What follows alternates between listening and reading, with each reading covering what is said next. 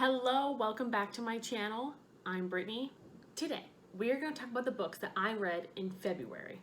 I know I'm a little late. I know it's like March 8th, but you know what? I just got a new dining room table. I have a new plant that is real. Ow. And I have my favorite candle. So, we're going to get started. The first book that I read in February was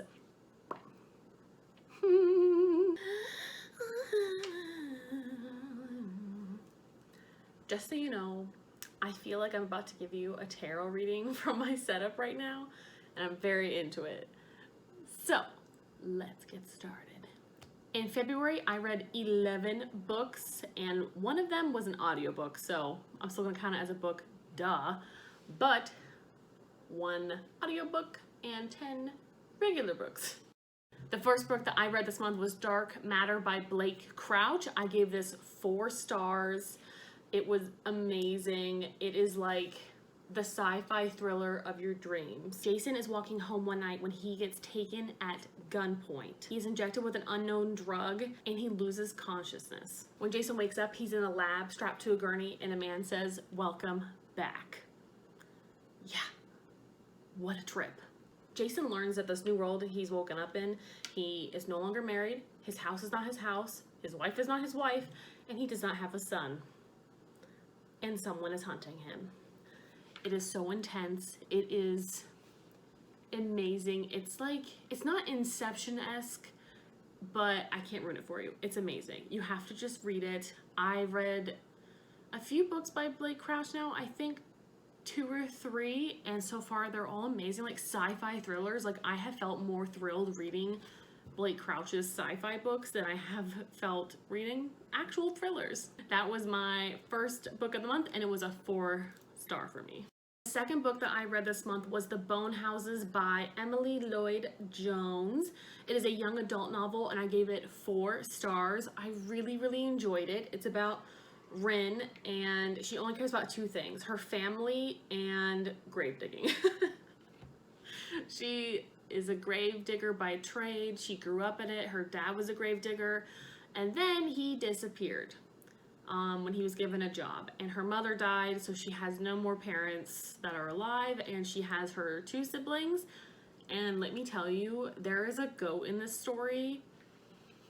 The goat was just, we just stand the goat. He was amazing. Listen, like, goat, it's literally named goat. Like, the goat is a goat.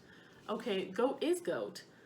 And I absolutely loved this book. It didn't feel like a young adult. You know, like so many young adults like have that feeling to it where it just feels like it's meant for a younger reader. The only reason I think this would be categorized as a young adult is because the main character is 17, and that's it. Anyway, she's a grave digger, and the reason she's a grave digger, number 1, are the bone houses. The bone houses. So, whenever people die, they come back alive, and they're called the bone houses. So, they're specially buried deep in the forest, and not supposed to go past that forest line.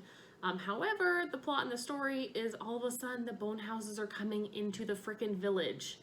Okay, so they used to stay up in the forest where the Fae used to live and were rumored to live.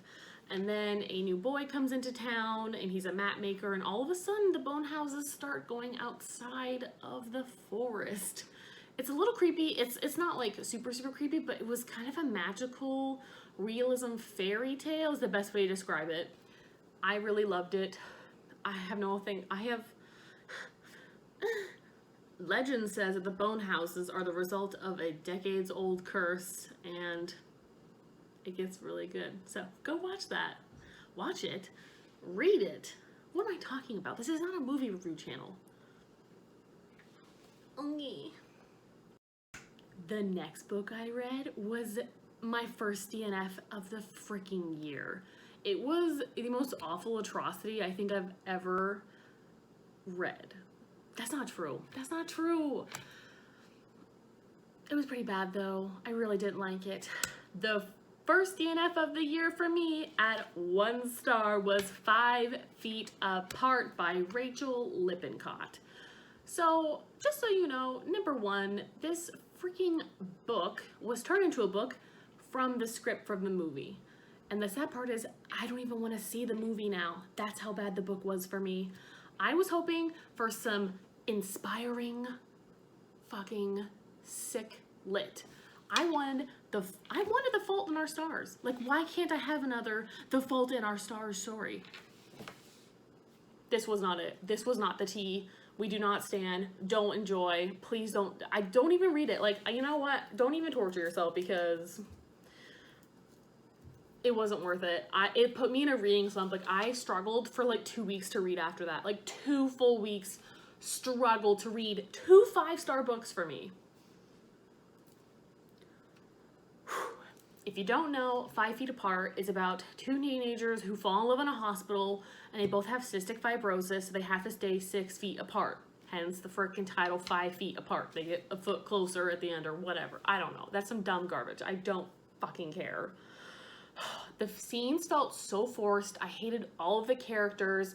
I know that the gay one dies in the end, like their friend. Like, it was just so bad. It was a complete drag. Like, I did not like it. And just reading other people's reviews of how bad it was, I felt pretty good in putting it down. I finished like 150 pages of it, and I struggled through those 150 pages. Like, I made myself read those because I was like, okay, this book is super short. It's not even like a full 300 pages. But I read like a script too, in a boring ass script. It just didn't make sense, like, why the characters were doing these things because their thoughts didn't match up. Because it's a script. So it wasn't meant to be a freaking book. You know, these are one of those times, it's so upsetting because the cover art is so beautiful. Like, I love the cover art. The cover art is gorgeous. It's mentioned in like the first 2 pages of the book, whatever. But like, the cover art was so beautiful, and like, if I was a dumb young teenager, I would just pick it up and be like, oh my god, this looks so cute. I want some more sick lit, The Fault in Our Stars. Yes. This is not it. Please don't pick this up. I'm just gonna say that right now. I hate anything pretty much that's taken from a script to a freaking book, and it's just, it doesn't work. It doesn't work. Don't do it. The next book I read was Elantris by Brandon Sanderson. I love Brandon Sanderson after reading Skyward last year. Skyward was the first book I ever read from him, and then I finished Starsight, I think last month. Last month? Yeah, last month. I gave this 5 out of 5 stars. It was amazing. It's a big book. It's a big book. It was a lot of reading, which is also why it took me a long time, but I loved it. Like, the political intrigue in this book is just, it's so good. Elantris was where like these gods and goddesses lived. Like 10 years prior, these Elantrians were like ordinary people, and then they'd wake up one morning and they had like magical abilities and could like use magic. And they were like, I think they were like immortal beings. They like lived forever, and they're so beautiful. And then all of a sudden, 10 years ago, like they turned into lepers, and the whole city fell to gray, and like nothing shined anymore, and the magic was gone. Listen, to find out what happened, I'm like, it's such an easy fix and you don't even realize it, but it was just such a big deal for the book. And like, these Elantrians are hated, and they're like the new ones, obviously, because they're like garbage, living this like, they're living in like a city of slime. Like, it's so gross. And when someone gets the I'm gonna call it the shod, when they all of a sudden like get this new transformation, they're literally just thrown into the city with like a bag of food, and they're like, here. And I can't tell you, I don't want to tell you anything else, because the Elantrians by themselves are just like so interesting. Like, these new leprous versions, super interesting. Like, I absolutely love the concept. And the political intrigue, like, it goes between 3 different perspectives, and it follows like my favorite character I've ever freaking met in a book. Listen, Princess Serene is the OTP of my life. Like, I love her. We stan Princess Serene, and you know what? That is an ENTJ woman if I've ever freaking met one, okay? I absolutely freaking loved her. She was an amazing character the whole way through, and just like finding out the arc, so good. So good. And then we have like Harathan. I think I'm gonna call him Harathan. His name's literally like HR blah blah blah. So he was like this, like, he's like a religious figure, and there's huge like religious takeover. It just all goes into like together so well, and like it reads like an epic high fantasy, and I just didn't know I actually enjoyed those, because it was a little hard to read like the different names of things. 'Cause I'm not used to like people having like super weird names, or it's like Lord of the Rings-esque. It wasn't like that bad where like the names were like fucking crazy, but it was enough for me to be like, struggle. But the concept, like the writing itself is so easy. Like, I just love Brandon Sanderson's work, and you would never know this was his first novel. Kudos. By the way, this tea is like, it's so good. I don't know what it is. I freaking love this tea. I found it at a gas station, liquor store. I found it at a liquor store, and it's so good. Like, I'm addicted, and I found these at Walmart yesterday, and it was only $5.98 for 6 of them, and I was like, sold. The next book that I read in February was The Cruel Prince by Holly Black, and if you do not know what that series is, just go look it up, because everyone and their mom has freaking read this series. I gave it 5 stars, even though I didn't want to, and let me explain why. Okay, listen, Jude was 7 when her parents were murdered, and her and her 2 sisters were stolen away to the land of Fairy, and they lived with their parents' murderer, basically, as their dad. Interesting cat. Interesting. Yeah. Would I want to do it? Probably not. Does it make for an interesting story? Yes.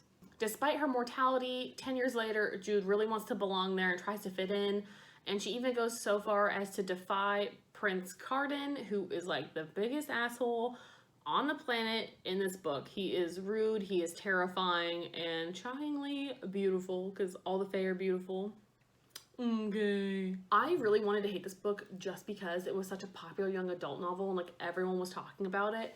And it seemed a little like Twilight-esque to me, like in terms of like cult ship. And I used to love Twilight when I was younger, and it's not the best book in the world, but like, it's Twilight. Like, you can't judge me, okay? Like, shut up. So, I went into this book kind of like wanting to hate it. Like, I read the first couple pages and I was like, oh, this is garbage. And then I liked it. So, I don't know what happened there, but I love this book. I actually just finished the second book. I hate myself. I thought that this book was going to be a lame romance with like some fantasy elements, but it was kind of the other way around, where it was like a great fantasy book with like a smidge of romance, which is exactly what I like, because I feel like sometimes when the romance takes over the story, like sometimes Twilight, like it just kind of like makes the plot like not as like driving, but like there was so much political intrigue, and I think I found out that I like political intrigue and like backstabbing and scheming and like what political move they're gonna play next, like who's gonna assassinate who. I weirdly like that thing now, so I figured that out. My only gripe was like some of the writing is a little choppy from Holly Black. Like some of her lines, like to me, like just could use more of a transition, but it's also just how I like to write. Like I like writing that isn't just like, I put my pants on, I put my socks on, I did this, he gave me the leggings, she stared. Like that's kind of how her writing can be sometimes. And I guess it can be quick to read, but sometimes I've actually like looked at a sentence and I was like, you really could have just added like a comma and I would have like felt better. It's just how she writes. I think you just have to get used to it. That's why some of the beginning like pissed me off, because it just was like, there was this line in the beginning of this book and I was just like, and other people like mention it in the comment, like the reviews on Goodreads, so I know I'm not alone in that. I am dumbass obsessed with this stupid series, and I'm hopefully getting the 3rd book from the library really soon, so I'm gonna finish it. And I also gave myself a spoiler by accident, because I looked up some like art of it on Tumblr, like fan art, and I think I already found out the ending. I'm like so unhappy about it, but it's fine. We're fine. The next book I read this month was Recursion by Blake Crouch. Surprise, surprise. It was a 5-star. This beat out Dark Matter by like a smidge for me. It was just so good. I can't even tell you about it because I will ruin the book. It's all about false memory syndrome. So what happens is people get like these nosebleeds and then they remember a past life that they've like never lived. And then a lot of people are committing suicide. Like that's how like intense these like rememberings of these past lives were. And through these false memories, like our 2 main characters like connect and meet. and literally the whole world like rests on our scientist's shoulders. Her name is Helena. Helena? I don't know how she likes to pronounce it. I don't care. Literally the whole world like rests on her shoulders, and it is like so intense. It is literally Inception. Like, I was reading it and then it jumps. It's so good. I am obsessed. This won the Goodreads Choice Award, Best Award for Best Sci-Fi last year. And I completely understand why. Like, it's off the freaking chain. Like, I love it. So, totally recommend. I'm making my dad read it. Like, I'm at that point where I'm like, I'm pushing everyone I know to read it. Like, please just go read it. Lily, hello, I know you're watching this. This is the book. You just have to go read it. Just go pick it up. I don't care. Just go spend like $1,000 on it. Just go read it. You'll love it. The ending was a little like unhinged for me, but it also makes sense for like the story. Apparently this can get turned into like a Netflix series as well as a movie, so I will be watching all of those. What the fuck are my neighbors doing? What is that noise? Are you hearing this? You're in the middle of my video. Fuck. The next book I read is I Let You Go by Claire McIntosh. This was actually a buddy read with my buddy Ariel, who was like obsessed with thrillers, and like all she freaking reads is thrillers, which for me are like not my least favorite book. I used to love thrillers, but I feel like some thrillers are just so predictable, and this was kind of one of them for me. I gave it 3 stars. It was definitely a good read. I would recommend. It wasn't bad. The writing was really, really good. I think, but for me, like, I wasn't shocked. Like, she was shocked, but like the twist that comes in like a page 162 for me felt like a lie the whole time. I felt like tricked instead of like a twist. Like, oh, that's what it is. Because the whole time I was like, oh, it's this. And then I was like, that's what you decided to write. That was the twist. Like, it wasn't even that much of a twist for me. It was just like, it was so predictable. Like, I actually saw it coming. And I was like, this dumb bitch. I was like, this is exactly what's going to happen. I was like, And I read it and I was like, yep. I just wasn't happy about it. It was more to me about an abusive relationship than what actually happened. And the synopsis is like a 5-year-old gets hit by a car in a hit and run and dies, and his mother is distraught and goes off and like whatever. And then the detective's obviously trying to figure out who did it and who done it. And I just predicted all of it. Like, I predicted like every little bit. I think it's just maybe because I've read so many, like even over the years, like I just watched so many shows that do that kind of stuff that I know I guessed who found it. Like, I guessed who killed the kid. I guessed who was driving. I guessed everything. Like, it was very predictable for me, which I think is a hard thing because you only know there's so many like people involved, and I was just like, it had to be them. It was almost like the opposite of The Silent Patient. Like, for me, The Silent Patient ending, it was like the opposite. Like, I wasn't expecting it at all, but it wasn't good. Like, The Silent Patient for me was one of those books where I was just like, the whole way through, I'm like, this feels like a contemporary. And then there's the ending, like, here's the real person who did it. And I was like, really? Like, it was a complete surprise. Like, there was no foreshadowing in the whole freaking book. It like didn't make any sense to me, and I was just like, that's a dumb ending. Like, it just seemed really dumb. This book was kind of the opposite, where like I saw everything coming, and I was just like, you couldn't have thrown in like a little like something else, like something else that would have made it like a lot better for me. But the fact that I also felt tricked like halfway through the book like already kind of ruined it for me, because I was already like upset, and I hated that one character, Jenna, in the book. She's just so annoying. I digress.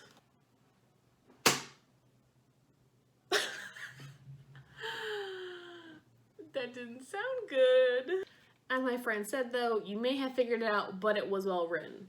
Which it was. It was a well written book, but I figured it out. You would probably be shocked. Most people I feel like would be shocked. Like, I can see how it was shocking. So I would still recommend to go read it. That's why I gave it 3 stars. Anything 3 and above for me, like, I liked it. I would recommend it. Please just go try it out. You might like it. You might love it. My friend gave it 5 stars, so. The next book I read this month was Cersei by Madeline Miller. This was the Goodreads Choice Award winner, I think, for Best Fantasy. I'm not sure if it was last year in 2019 or 2018, but I'm pretty sure it was last year, 2019. No, it wasn't 2019. It was 2018. Yes, because Lee Bardugo's Ninth House won it for last year. So for 2018, this was the Goodreads Choice Awards winner. I gave it 5 stars. I loved it. It was super good. It was like a Grecian epic, And Cersei is a witch, so she's different than like all the other gods and goddesses, and the witchcraft actually like scares Zeus, so he like basically banishes her to an island of her own. It's just like, it felt like a beautiful Grecian epic. Like, it was so good. Like, some of the chapters were really long for me, and the writing obviously wasn't like current like day writing. Like, it felt like a Grecian epic. Like, it read like some of the syntax was different, but like I absolutely loved that about it, and it was just so ethereal. Why is that noise happening? What is that noise? Jesus. I'm trying to fucking film up here, okay? Like, God. The novel was so atmospheric and beautiful, with like this flowing scenery, and she's like fighting for the mortals that she loves. And like, she's just so magnetic and charming, yet like vicious and protective, and like, you know what, just open your heart to some fictionalized mythology and just do it. I really recommend it. I think it might be good for like a summer read. It just felt very atmospheric of like Greece to me, and to me like Greece, it's like Hercules, right? Like, everything's kind of like golden and like delicious, and even though there was like winter times or whatever, I don't care. I still think it'd be really good for the summertime. Like, it was just, it just had like that feeling like you want to be like on a Greece. You want to be like in Santorini on a beach, just like drinking some wine. And for dinner, you're going to have some like grape leaves. Like, that's what it felt like. This book felt like an experience to the Grecian Isles. Like, it was just, I don't know if Grecian Isles is the right word. I don't care. It was amazing. Just go read it. Cersei was delicious. The ending was like so ethereal and beautiful, and just pulled together the whole book. Like, I love Cersei, and I didn't realize I even like loved this person, but like, she's just so strong after like all the garbage she has to go through, and then she turns out to like this beautiful, immortal, eternal being of just like getting everything she ever wanted. I just like feel so happy for her, like, as a person. The next book I read was Daisy Jones and the Six by Taylor Jenkins Reid. This was another 5-star for me. This was my audiobook. It was so good. Like, the whole time I was like, oh, I really like it. It was like okay, but like the ending was like 5 stars. Like, I have to do it. Like, if I was on at work, I would have cried over the bittersweet ending that we have. I was actually tearing up. Like, I actually had to like take a walk because I did not want to break down at work, but like, Taylor Jenkins Reid's endings for me so far in the 2 books I've read from her just like make a bitch want to cry. They're so emotional, and it's just, it was so good. So Daisy Jones and the Six is basically about this 1970s rock band that was like crazy popular, but all of a sudden the group split up before the like Chicago show, and no one ever knew why. And now they're finally like having an interview about it, which is why I had it in audiobook form, because the entire thing is in interview format.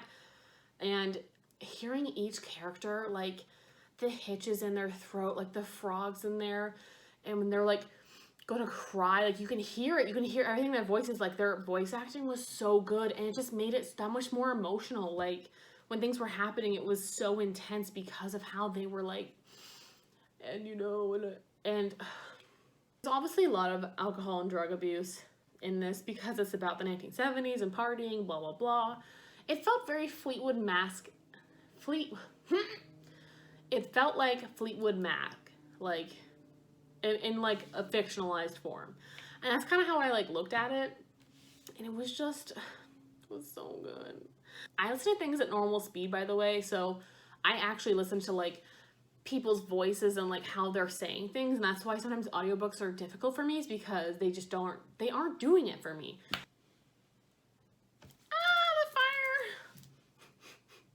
Relationships between all the characters were really complex, and everyone was kind of morally gray, and that's something that I really love. I just really loved it. I don't know if I want to listen to it again like right now, but I think I definitely would recommend this to most people, like 99% of people, just because it feels almost like a real rock band. Like, hearing like how Daisy Jones like grew up, and how the Six like became a band, and how they like came together as one. It was just so interesting. And I think that's one of the reasons that I just really love this book, is it just felt so real. Like, every character had their own, you know, voice actor, and it just felt like I could really relate to them. They were so personable. And I really appreciate that I chose the audiobook version. I'm glad I chose that version. I wouldn't take it back for anything in the whole world. The next book I read in February was The Turn of the Key by Ruth Ware. This was highly anticipated for me, and I'm like slightly disappointed. Slightly. It was super good still. It's a 3-star for me. Would recommend. However, it just didn't like shock me. Like again, like thrillers, like the end was almost like a cop-out. Like I wanted a more vicious, like basically what happens is this nanny sees this job posting for this like fabulous nanny job out in the Scottish Highlands and with this like picture perfect family in a smart house.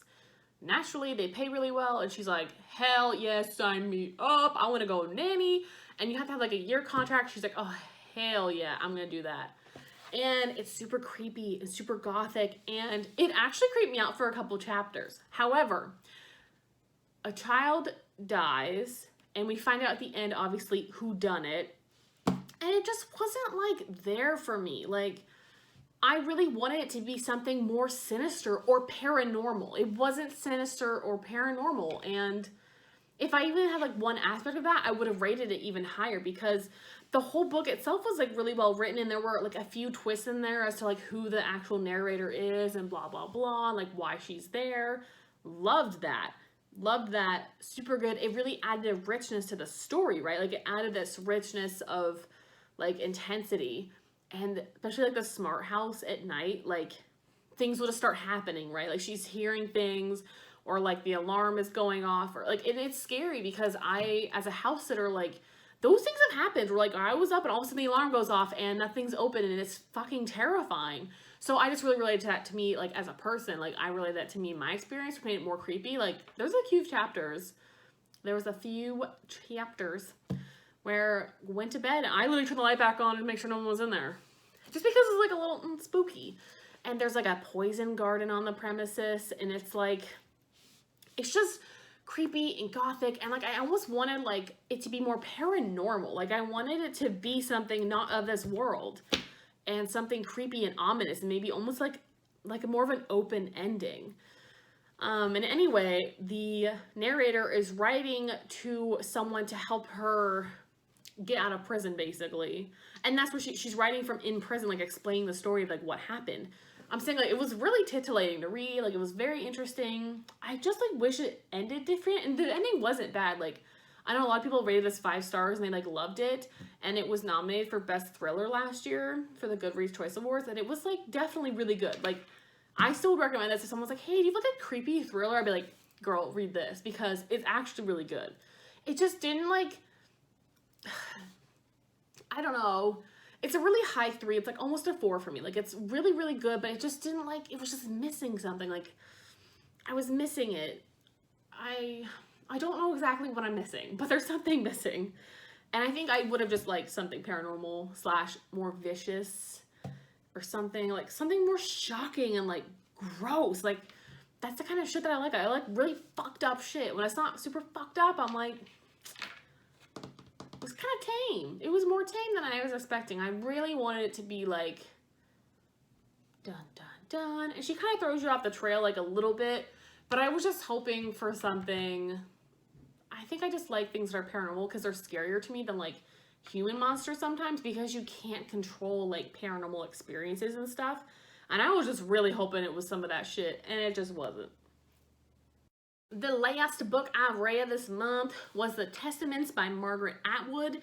This is the follow-up to The Handmaid's Tale, which is obviously a super popular Hulu show, and it's super, super amazing. And I really like the show until like the last season, so please go watch the Hulu show. It's so scary and like intense in this like crazy dystopian world. If you don't know what The Handmaid's Tale is about, I feel like I just have no hope for you as a person.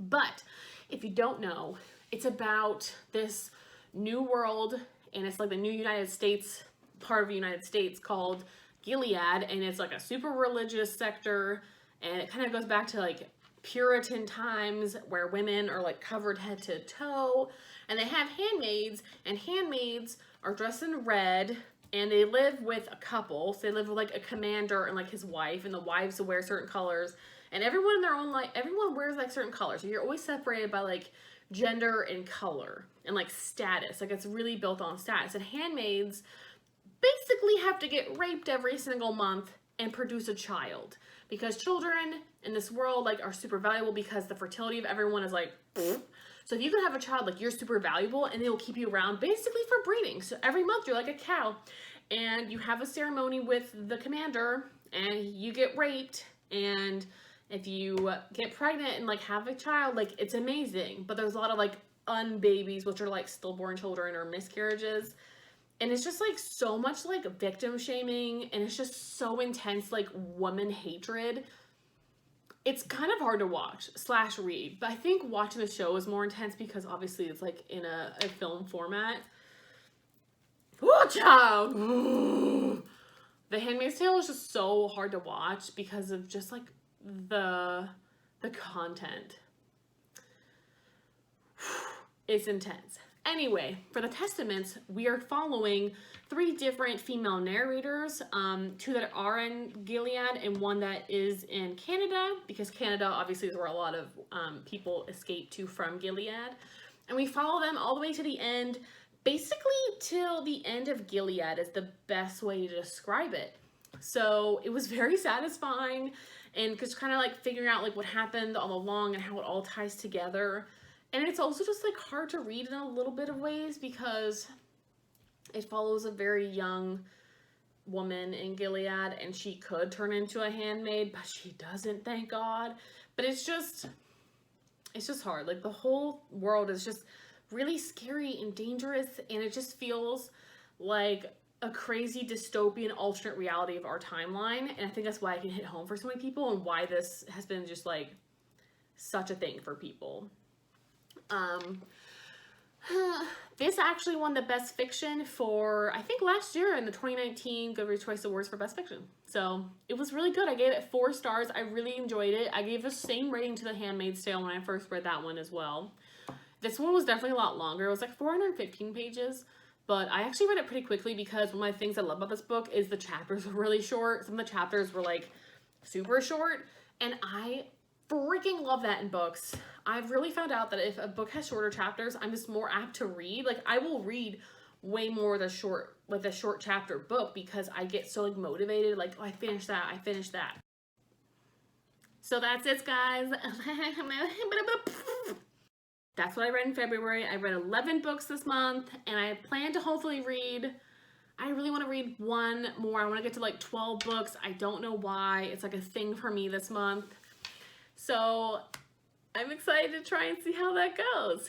Let me know if you've read any of these books below. Let me know what books you want to read, and we'll have a conversation about it. Signing off. See you in my next video. Bye.